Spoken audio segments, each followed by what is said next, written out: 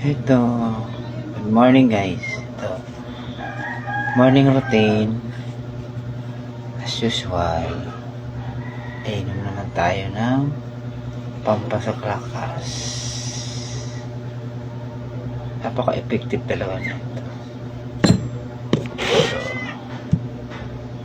Ito, ayan.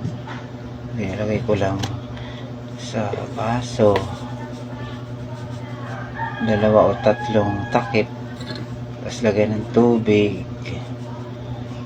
It's my morning routine.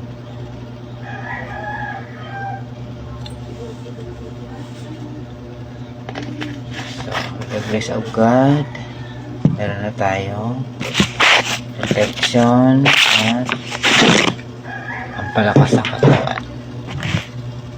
Ayan, morning routine ko na yan. Titin pala.